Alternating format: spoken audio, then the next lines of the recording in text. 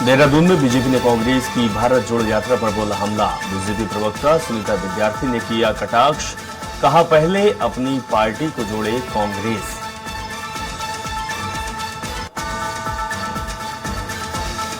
मसूरी के राष्ट्रीय राजमार्ग पर पहाड़ी से हुआ भूस्खलन। सड़क के दोनों ओर लगे वाहनों की लंबी कतारें, जेसीबी की मदद से हटाया गया मलबा।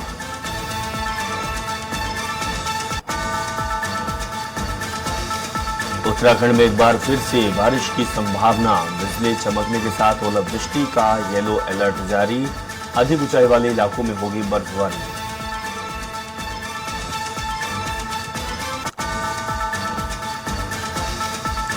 किसानों ने प्रदर्शन कर टोल प्लाजा को किया free. Jaspur Kashipur national highway पर प्रदर्शन। विधायक आदेश चौहान प्रदर्शन में हुए शामिल।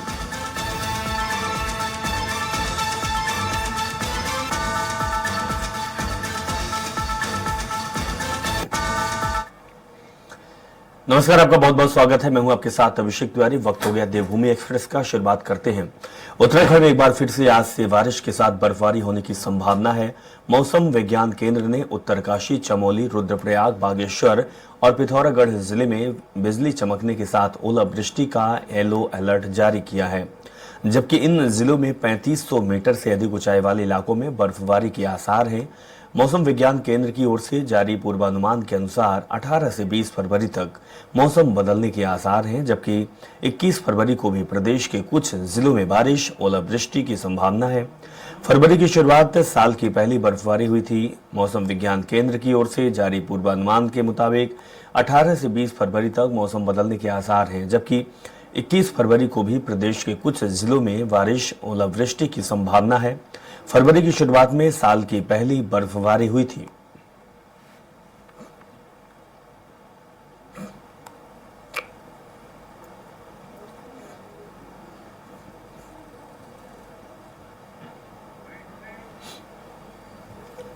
की बात करें, आज 18 फरवरी हो गई है और जैसे बोला गया था कि 18 से जो एक पश्चिमी विक्षोभ है वो आ रहा है और उसका असर जो है उत्तराखंड पे भी देखने को मिलेगा। तो आज अगर बात करें तो आज के लिए तो अंदर के हमारे जो डिस्ट्रिक्ट है उत्तराखंड के, जिसमें कि उत्तरकाशी, चमोली, पिथौरागढ़, रुद्रप्रयाग, बागेश्वर है, तो इनमें कुछ जगहों में हल्की मध्यम दर्जे तक की जो बर्फबारी वो रहेंगी। बर्फबारी की जहाँ तक बात है तो 3500 मीटर या उसके आसपास तक ही है या उसके ऊपर मिलेंगी, और बाकी जगह आप कह सकते हैं कि लाइट मॉडरेट रेन जो वो दिखेंगी। सुनील राज हमारे संवाददाता जुड़ चुके हैं, जानकारी देंगे। सुनील राज, जिस तरीके से मौसम वैज्ञानिक का कहना है कि अब उत्तराखंड के कुछ जिलों में बारिश होगी, बर्फबारी भी होगी, क्या कुछ जानकारी आपके पास है और क्या मौसम का मिजाज बना हुआ है? मौसम विभाग की तरफ से ये जानकारी दी गई है कि आगामी 3 दिनों तक, यानी आज कल परसों 18, 19 और 20 तारीख तक राज्य के 5 जनपदों में, जिसमें उत्तरकाशी, चमोली, पिथौरागढ़, रुद्रप्रयाग और बागेश्वर शामिल है, इन जनपदों में भारी बारिश देखने को मिल सकती है और साथ साथ 3500 मीटर से ऊंचाई वाले इलाकों में बर्फबारी की संभावना भी है। उसके बाद अगर आप जाएंगे 21 तारीख में, तो ये बताया गया है कि 21 तारीख को अमूमन पहाड़ी जनपद हो या मैदानी मूल के जनपद, वहां पर आपको बर्फबारी और ओलावृष्टि देखने को मिल सकती है। तो आगामी के दिनों के लिए मौसम विभाग ने ये अलर्ट जारी किया है और येलो अलर्ट रखा गया है। साथ ही साथ इसमें ये कहा गया है कि जो पिछले दिनों बर्फ हुई थी वो स्लाइड हो सकती है और उससे भी बचा जा सकता है। तो कुल मिलाकर ऑरेंज अलर्ट जारी है और ये मौसम विभाग की तरफ से सभी डिपार्टमेंट को भेजा गया है। जी सुनील राज, अगर बात की जाए तो बारिश और बर्फबारी होने की जो संभावना है, आपने भी बताया कि इन जिलों पे बर्फबारी होगी और बारिश भी होगी। क्या किसानों को कितना फायदा नुकसान होने वाला है, क्योंकि अमूमन खेती का समय है और फलों की खेती भी होती है और आम खेती भी होती है। क्या कुछ किसानों का कहना है, उनमें कितना फायदा या नुकसान होने वाला है इस बर्फबारी और बारिश से? जाहिर तौर पर क्योंकि अभी लंबे समय से बर्फबारी और बारिश नहीं हुई थी, फरवरी के पहले सप्ताह में यहाँ पर बर्फबारी देखने को मिली। किसानों के चेहरे में थोड़ा रौनक तो दिखी, लेकिन जिस तरह से बागवान परेशान थे, बर्फबारी नहीं हो रही थी, वो उनके लिए सुखद क्षण था। लेकिन अब जो बर्फबारी हो रही है और बारिश हो रही है, इससे भी कहीं ना कहीं किसानों के लिए फायदेमंद साबित होगी, क्योंकि जो अमूमन बारिश इस दरमियान होती है ये किसानों के लिए बेहतर मानी जाती है। तो ऐसे में अगर ये बारिश हो रही है तो आने वाले दिनों में हमें देखने को मिलेगा कि किसानों के चेहरे भी खिले नजर आएंगे, क्योंकि फसल ठीक होगी तो जाहिर सी बात है किसानों की आमदनी में इजाफा होगा। तो किसानों के चेहरे अभी खिले हैं। जी सुनील राज आपसे, तो सुनील राज शुक्रिया, जानकारी आपने दी। तो जिस तरीके से उत्तराखंड की बात करें तो कई जिलों में भारी बारिश और बर्फबारी की संभावना है, तस्वीर आपको दिखा रहे हैं क्योंकि बर्फबारी का सिलसिला शुरू हो चुका है। सबसे बड़ी बात यह है कि किसानों को इसमें फायदा होगा और इसके साथ ही पर्यटन में भी अब वृद्धि होगी, क्योंकि अब इसके बाद गर्मी का समय चालू हो जाएगा। गर्मी के समय से पहले, क्योंकि फरवरी महीना अब बीतने को है और अब लोग दूर दराज या फिर कहें कि उत्तराखंड जैसी जगहों पे घूमने के लिए जाते हैं और इस बर्फबारी और बारिश का लुत्फ उठाते हैं, तो पर्यटन में भी इजाफा होगा।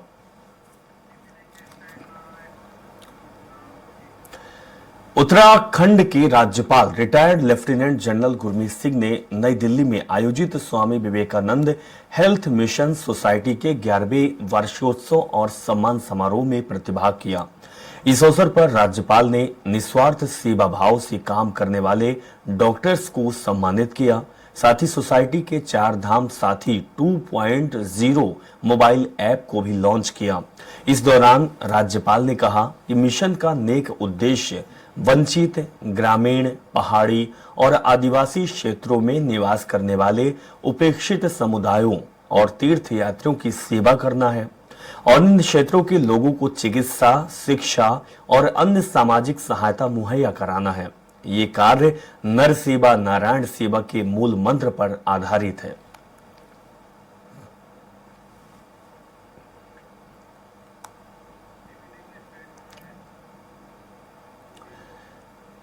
तो वहीं कांग्रेस पार्टी की भारत जोड़ो न्याय यात्रा को लेकर बीजेपी के प्रदेश प्रवक्ता सुनीता विद्यार्थी ने कटाक्ष किया है। उन्होंने कांग्रेस पर हमला बोला है।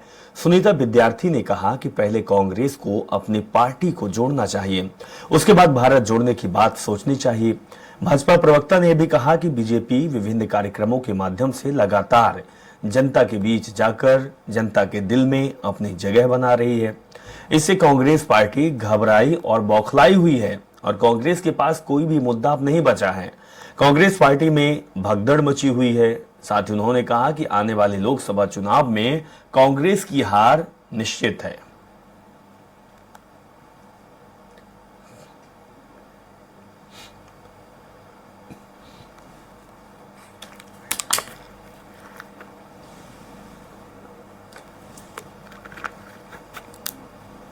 जनता ये ऐसा है, भारतीय जनता पार्टी जिस प्रकार से जन जन के बीच में जाके प्रत्येक सम्मेलनों के माध्यम से जनता के बीच में जो जगह बना रही है और ऑलरेडी जो बन चुकी है, उससे कांग्रेस पार्टी घबराई हुई है। कांग्रेस पार्टी मुद्दा विहीन है।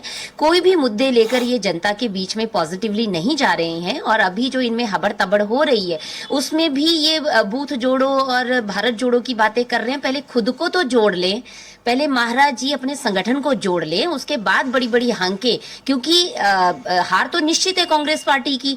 अब कुछ ना कुछ तो इनको करना है, तो बातें बनाने के अलावा इनका कोई कार्य। पूरे देश में भारतीय किसान यूनियन के तत्वाधान में किसान अपनी मांगों को लेकर जगह जगह धरना प्रदर्शन कर रहे हैं। इसी के साथ भारी संख्या में पुलिस बल की मौजूदगी में जसपुर काशीपुर नेशनल हाईवे मार्ग पर टोल टैक्स पर सैकड़ों किसानों ने अपना प्रदर्शन कर टोल प्लाजा फ्री कर दिया है। इस दौरान जसपुर कांग्रेसी विधायक आदेश सिंह चौहान अपने कार्यकर्ताओं के साथ प्रदर्शन में शामिल हुए।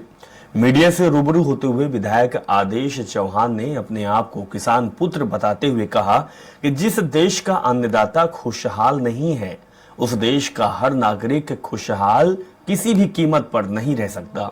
सरकार भले ही अपनी उपलब्धियां में फ्री राशन देने का ढोंग करे या फिर ढोल पीटे, लेकिन अनाज को पैदा करने वाला किसान अपने न्याय की मांग को लेकर सड़कों पर है। सरकार को शीघ्र किसानों की समस्याओं का निराकरण करना चाहिए। किसान परिवार से हूँ, किसान इसलिए किसानों की समस्याओं को भली भांति जानता हूँ और मैं पहले भी किसानों के हर धरने प्रोग्राम में साथ रहा हूँ और अब भी उनके साथ हूँ। किसान होने की वजह से उनके साथ हूँ, विधायक होने की वजह से, क्योंकि मैं किसान पहले हूँ, विधायक बाद में। मेरा इनकी मांग कोई ऐसा नहीं कि भाई इनसे कोई चीज़ ऐसी मांग ले सरकार से, ये केवल एक चीज़ मांगते हैं जो अपनी उपज के वाजिब दाम की गारंटी मांगती है और ये सबका अधिकार है, तो वो सरकार को देनी चाहिए और देनी ये सरकार से मांग करने के लिए, चाहे पंजाब हो या हरियाणा, हमारे जो किसान जा रहे थे वो अपनी राजधानी जा रहे थे, लेकिन बॉर्डर सील ऐसा कर दिया जैसे किसी दूसरे देश ने हमारे देश पर चढ़ाई करती है। जो हरियाणा सरकार द्वारा हमारे किसानों पर आंसू गैस के गोले और 315 और 12 बोर तक की गोलियां वहाँ चलाई जा रही हैं, वो दुख तराई का किसान किसी भी उसमें सहन नहीं करेगा। वो धक्का किसान का अगर आगे भी हम इससे भी और बड़ी कॉल देंगे। बाकी आज सिसोली में हमारे राष्ट्रीय लीडरों की मीटिंग चल रही है, जो भी वहाँ से आगे की कॉल आएगी उसका हम पालन करेंगे। और हमारे जो ट्रैक्टर हैं वो दिल्ली की तरफ को हमने मोर्च के कर रखे हैं, राशन तैयार है, दिल्ली कूच के लिए तराई का किसान पूरी तरह से। चलिए वक्त हो गया एक छोटे से ब्रेक का, फौरन हाजिर होते हैं, बने रहिए। ब्रेक के बाद आपका स्वागत है। खबरों को रुक करते हैं। उत्तरकाशी के धरासू क्षेत्र में वन विभाग ने अवैध लीसा टीन बरामदगी को लेकर छापेमारी की। उत्तरकाशी के प्रभारी वनाधिकारी डीपी वलोनी ने एसडीओ कन्हैया बेलवाल, रेंजर नागेंद्र सिंह रावत के नेतृत्व में भागीरथी लीसा उद्योग फैक्ट्री में छापेमारी की। डीएफओ डीपी वलोनी ने बताया कि देर रात 250 अवैध लीसा की टीन बरामद की गई।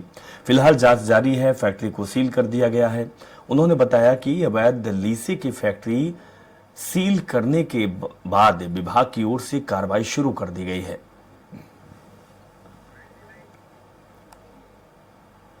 जो कि एकदम फ्रेश टीम थे, जिन्हें कूप नंबर भी नहीं पड़ा था, तो वो हमने वहाँ पे जब्त किया। ये करीबन 68 कुंतल के आसपास रहा होगा। तो इस प्रक्रिया के दौरान जो फैक्ट्री के मालिक थे वो भी आ गए थे। उनका ये कहना था कि साहब ये तो लीसा जो है मैंने होशियारपुर के किसी आदमी ने यहाँ डाला है, बट वो जायज़ नहीं लग रहा था, क्योंकि उसके बारे में उन्होंने खुद ही एक्सेप्ट किया कि ये नंबर 2 का माल है। तो वो सारा माल सीज करके हम धरासू ले आए थे। उनके रामनगर स्थित कॉर्बेट नेशनल पार्क के आसपास ग्रामीण इलाकों में बाघ का आतंक लगातार बढ़ता जा रहा, जिसकी वजह से ग्रामीण अपने घरों में कैद होने को मजबूर हैं। जंगल में लकड़ी लेने गई गांव की 50 वर्षीय महिला को बाघ ने अपना निवाला बना लिया और महिला को करीब 2 किलोमीटर तक जंगल में घसीटता हुआ ले गया। सूचना मिलने के बाद वन विभाग के कर्मचारी और ग्रामीणों ने महिला के शव को खोजने के लिए जंगल में सर्च अभियान चलाया और काफी देर बाद कला देवी का शव जंगल में लहूलुहान हालात में मिला। तो वहीं महिला की मौत को लेकर ग्रामीणों ने वन विभाग के खिलाफ आक्रोश बढ़ गया। इस दौरान रेंज अधिकारी अजय ध्यानी के साथ ग्रामीणों की तीखी नोक-झोंक भी हुई, जो कि कैमरे में भी कैद हुई। ग्रामीणों का कहना था कि लंबे समय से क्षेत्र में बाघ का आतंक बना हुआ है, लेकिन विभाग ने न तो इसे पकड़ा और न ही ग्रामीणों की सुरक्षा के लिए कोई उपाय किए। हालांकि वन कर्मियों ने बाघ को ट्रैंकुलाइज करने के साथ ही बाघ को पकड़ने के लिए मौके पर पिंजरा लगाया है। अब देखना यह होगा कि बाघ पिंजरे में कब कैद होगा। और हमारे घर में आम के पेड़ पे आया है, हम दोनों मियां बीवी खेत में थे पौड़े पे, हमने अपने आंखें से देखा। वो तो अच्छा हमने अपनी जान बचा के जैसे दौड़े, हमें पता है। अच्छा शुक्र मनाओ मेरा लड़का बाहर नहीं आया, क्या पता उसी को मार देता। हम बड़ी मुश्किल से गुजरे हैं। आज ये 4-5 दिन कोल भर के आज हमारे कला दीदी को ले गए हैं, कल को किसी और को पकड़ ले। वहाँ पर आई थी और वहाँ पर से टाइगर इन महिला को उठा के ले गया और उन्हें बचाओ बचाओ कहा। वैसे सारे गाँव वाले और हम भाग के आए तो टाइगर यहाँ पर वहाँ से कम 2 किलोमीटर लाके यहाँ पर टाइगर ने सब हल्ला मचाया, तब जाकर उसने टाइगर ने उनको छोड़ा। आपने ढूंढा है? हाँ हमने ढूंढा है। मैं भाग के आया, हमने वहां से जो है दौड़ लगाई, मैं भी होपलेस हो गया था। फिर मैंने 2-3 को आवाज लगा के फिर हम फटाफट पीछे पड़े, हल्ला गुल्ला करा और यहाँ तक पहुंचे। भी विभाग वाले भी हमारे साथ आए, उन्होंने फायर करके तब वो बॉडी को छोड़कर ऊपर को 4 घटनाएं हुई और वही टाइगर है जिसने ये पहले हाथीनगर में, फिर पटरानी में, फिर सांवलदे में, फिर ये ढेला में आज घटना की है। और जो प्रशासन की नाकामी है, बार बार हम प्रशासन को आगाह कर रहे हैं कि कोई घटना घटेगी आप इसको जल्दी मारो इसको करके। और आज ऐसी स्थिति होगी कि आज चौथी महिला भी बाघ के निवाला बन गई है और हम चाहते हैं कि यदि जल्दी उस बाघ, आज तो उठकर बाघ को मारना है उसका सोल्यूशन है। जहां चाह वहां राह, ये कथन तो आपने हमेशा सुना ही होगा, और इस कथन को जमीन पर उतारा है जनपद उत्तरकाशी के दूरस्थ क्षेत्र पनोथ गांव के 75 वर्षीय बुजुर्ग इंदर सिंह ने। लोक निर्माण विभाग से रिटायर्ड इस व्यक्ति ने अपने गांव में बढ़ रहे पलायन को देखते हुए बंजर पड़ी खेतों पर काम शुरू कर पूरे क्षेत्र को नकदी फसल की मंडी बना दिया। गांव में रह रहे लोग और स्कूल के कर्मचारियों को बुजुर्ग हर रोज मुफ्त की सब्जियां उपलब्ध कराता है और साथ ही गांव के स्कूली बच्चों के लिए गन्ने की खेती भी की जा रही है। इंदर सिंह के परिवार में बेटा, बहू, नाती सभी सरकारी नौकरी में है और इंदर सिंह लगातार पलायन कर रहे उत्तराखंड के युवाओं के लिए एक मिसाल बन रहे हैं।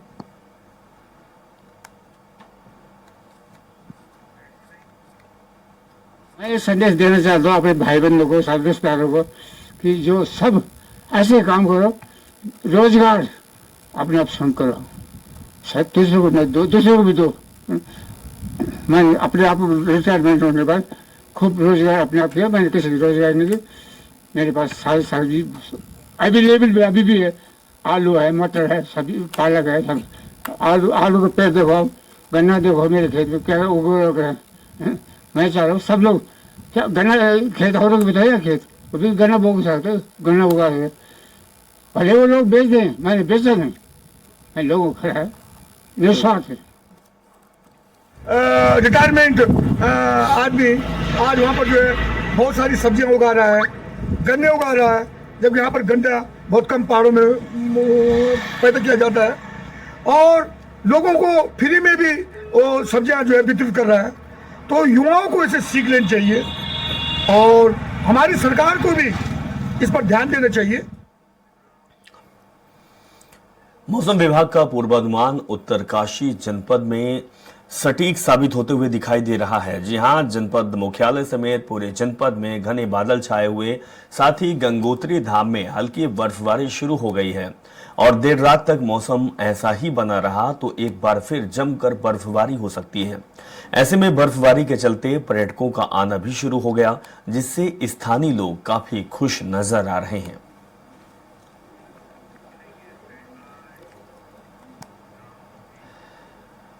मसूरी के जौनपुर ब्लॉक के अंतर्गत ट्यूनी मलेथा राष्ट्रीय राजमार्ग पर पहाड़ी से भूस्खलन होने के कारण मार्ग बंद हो गया, जिसकी वजह से दोनों ओर वाहनों की लंबी कतार लग गई।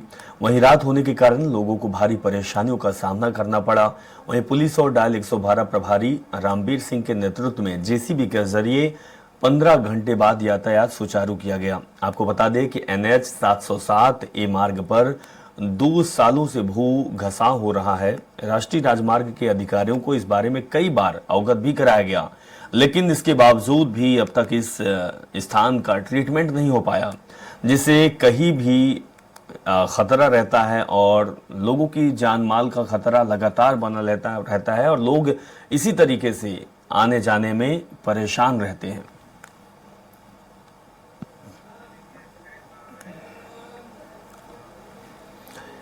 रामनगर के ढेला गांव में रहने वाली कला देवी को बाघ ने हमला कर मौत के घाट उतार दिया, जिसके बाद से ग्रामीणों का आक्रोश विभाग के खिलाफ लगातार बढ़ता जा रहा। इस मामले को लेकर रामनगर विधायक दीवान सिंह बिष्ट भी एक्शन में आ गए और उन्होंने घटना पर दुख जताते हुए अपने कार्यालय में कॉर्बेट टाइगर रिजर्व के निर्देश डॉक्टर धीरज पांडे को बुलाकर इस मामले में कार्रवाई करने के कड़े निर्देश दिए। विधायक ने कहा कि लगातार इस प्रकार की घटना बेहद चिंताजनक है और आए दिन होती रहती है। उन्होंने कहा कि इस मामले में उनकी वन मंत्री के अलावा उच्च अधिकारियों से भी बातचीत हुई।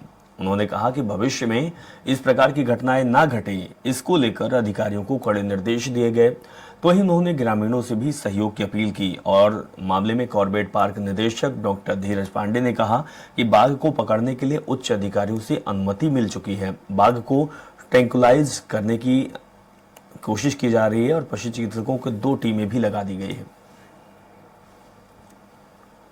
प्रशासन ने पहले भी, मैंने भी कई जगह जाके कहा था लोगों से कि जब तक ये जैसे पटरानी में ही हुआ था, मैं भी वहां भी गया था, लोगों से भी मैंने अपेक्षा की थी। रात के लोग जाग रहे थे, मैंने कहा भाई चुपचाप आप अपने घरों में रहो, अगर रेस्क्यू करना है तो तभी तो रेस्क्यू हो पाएगा जब शांति होगी। तो वही बात मैं आज भी कहना चाहता हूँ कि जिस प्रकार से ढेला में हुआ है, ठीक है, आक्रोश है लोगों के अंदर, होना भी चाहिए और हम भी हम सभी लोग उसके लिए दुखी हैं, लेकिन थोड़ा हमको भी हेल्प करनी पड़ेगी। इसको ढूंढा नहीं जा सका क्योंकि लैंटाना की अधिकता क्षेत्र में बहुत ज्यादा थी और लैंटाना होने की वजह से देर रात इसका रेस्क्यू नहीं हो सका। कल की जो घटना हुई है इसके बाद हमने अपनी एक और टीम यहाँ बुला ली है। तो अभी हमारे पास लगभग 18 लोग लगातार उस क्षेत्र में बने हुए हैं 2 टीम्स के माध्यम से, जो लगातार इस टाइगर को मॉनिटर कर रहे हैं और इसके रेस्क्यू की कार्रवाई हम लोग कर रहे हैं। चलिए, देवभूमि एक्सप्रेस में